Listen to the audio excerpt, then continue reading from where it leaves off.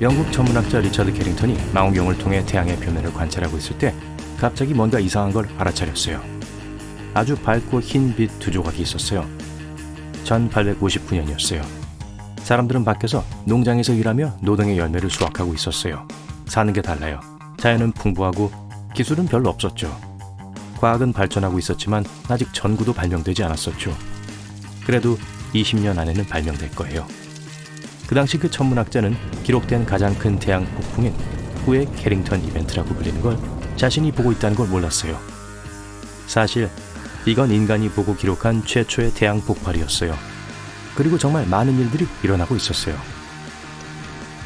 남극광과 북극광인 오로라는 정말 놀라워요. 지금으로부터 지난 160년 전보다 그 해에 더 강렬했어요. 오로라는 대부분 지구의 극 근처에서 나타나요.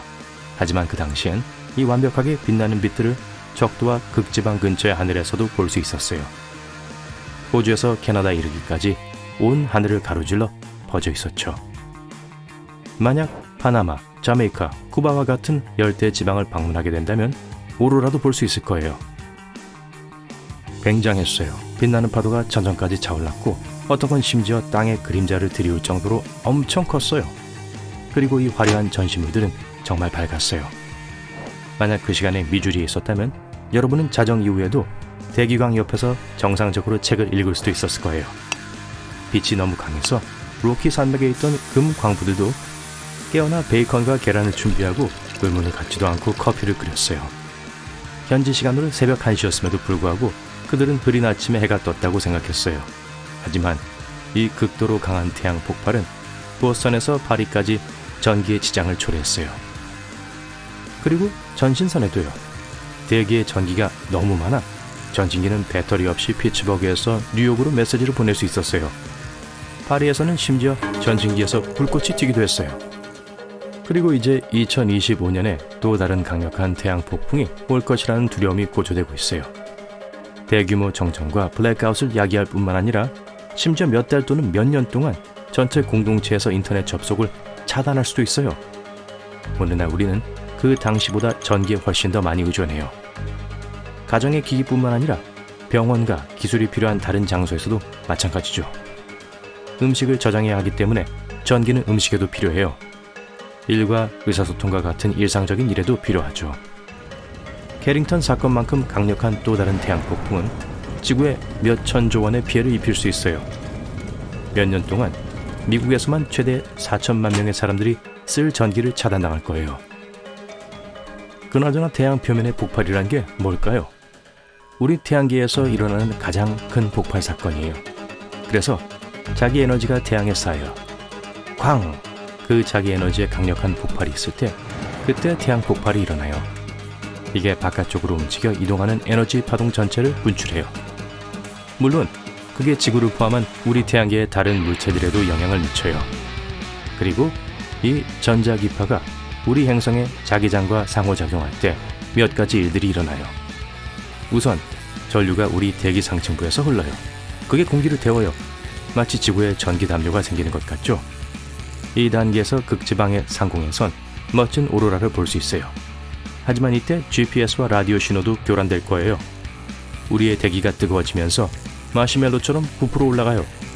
이게 낮은 궤도에 있는 위성들에 더 많은 항력을 더해줘요. 대기가 팽창하면서 위성들을 지구 표면으로 다시 끌어내리고 있다는 거예요. 또 작은 우주 쓰레기 조각들을 궤도에서 밀어내요.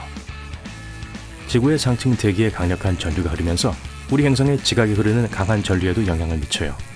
이것은 전력망과 같이 지각 위에 있는 전기 전도체를 방해할 수 있어요. 전력망은 발전소에서 건물과 가정으로 전기를 전달하는 네트워크를 만들어요. 그리고 이로 인해 특정 지역에 정전이 발생하는데 이건 고치기 어려울 수 있어요. 예를 들어 이런 일이 1989년 3월 퀘벡에서 일어났어요. 강력한 태양 폭발이 태양에서 일어났어요. 그 직후 또 다른 폭발이 지구에 곧장 10억 톤의 가스를 방출했어요. 그곳에 있던 사람들은 12시간 동안 정전을 경험했어요. 몇 달 후인 8월에 또 다른 태양 폭발이 지구를 향해 분출되었어요. 3월에 있었던 것보다 훨씬 더 컸어요. 전 세계적으로 마이크로칩에 피해를 입혔고 다시 한번 퀘벡을 어둠에 빠뜨렸어요. 플레어는 인간보다 우리가 가진 기술에 더 위험할 수 있어요. 2022년 겨울 태양 폭풍으로 40개 이상의 스타링크 소형 위성 함대가 궤도를 이탈하게 됐어요. 태양 폭풍은 종종 태양이 CME 또는 코로나 질량 방출로 알려진 태양 물질의 큰 방울을 방출할 때 동시 일어나요. 이 방울에는 시간당 수백만 킬로미터로 움직일 수 있는 수십억 톤의 플라즈마가 있을 수 있어요. 그런 식으로 태양 폭풍은 방사선을 내뿜는 반면 CME는 플라즈마를 분출해요. CME와 태양 폭발은 입자와 방사선을 방출해요. 그게 지구 대기 상부와 부딪힐 때 전파를 형성해요. 우린 그걸 지자기 폭풍이라고 불러요. 이게 새로운 전류를 형성하고 보통 수동적인 전력망에 에너지를 추가해요. 이런 식으로 과부하를 걸겠다고 위협하죠. 벽 플러그에서 나오는 전기를 예로 들어 볼게요. 여러분이 사는 나라에 따라 약 50Hz 정도 왔다 갔다 해요. 전파는 보통 약 8,500만에서 1억 5천만 Hz에서 방송돼요. 감마선과 X선은 최대 5,000경 Hz의 주파수를 갖고 있어요. 태양 복사는 여러분의 폰에서 쓰는 전력과 같아요. 단지 수십억 배 더 강력하고 통제 불능일 뿐이죠. 연구원들은 2025년에 강력한 태양 폭풍이 우리를 강타할 거라고 믿고 있어요. 이 폭풍들은 11년마다 절정에 달할 수 있는데 그게 그나저나 꽤 난폭하게 변할 수 있어요. 그게 우리를 지나쳐가기 때문에 우린 대부분 운이 좋았어요.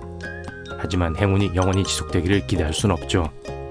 이제 10년 안에 캐링턴 수준의 사건이 일어날 가능성이 약 2-3% 정도 있어요. 단전된 전력망은 일회성 손실이 아닐 거예요.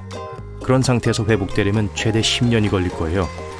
그렇게 되면 인류는 거의 20년 정도 후퇴할 수도 있어요. 주변에서 폭발하는 모든 입자들이 우리 위성에 피해를 줄 수 있어요. 그렇게 되면 통신이 끊길 수도 있죠. TV, 인터넷 또는 GPS도 없죠. 우린 아주 강력한 방사선을 다루게 될 거예요. 그것 때문에 사람들이 장기적인 문제에 직면할 가능성이 있어요. 그런 양의 태양 복사가 우리의 DNA에 어떤 영향을 미칠까요? 특히 우주 비행사들처럼 지구의 자기장에 보호받지 못한 사람들은 말이에요. 인류는 다음 거대 태양 폭풍으로부터 인터넷을 보호하려고 노력할 수 있어요. 우리가 할 수 있는 첫 번째 방법은 전력망, 해저 케이블, 위성이 과부하되지 않게 강화하는 거예요. 그리고 장기적으로 그런 폭풍을 예측할 수 있는 방법을 찾아볼 수 있어요. 그건 어려운 일일 거예요. 왜냐하면 이 폭풍은 수백만 년 동안 일어나고 있었고 우린 이걸 기록한 지 한 세기도 채 되지 않았거든요. 게다가 이런 폭풍이 영향을 미치는 기술은 20년밖에 되지 않았어요. 현재 우리는 플라즈마 활성이 높은 지역이라는 걸 알려주는 태양 표면의 검은 반점인 흑점의 활동을 관찰할 수 있어요. 그리고 그것들을 확인함으로써 태양 폭풍이 우리 행성을 강타하기 이틀 전까지는 예측할 수 있어요. 하지만 허리케인을 따라가는 방식으로 그걸 추적할 수는 없어요. 아마 2025년에는 더 많은 준비가 되어 있을 거예요. 인터넷 없는 미래를 피하기 위해선 그래도 소셜미디어를 잠시 쉬는 건 멋질 거예요. 그렇지 않나요?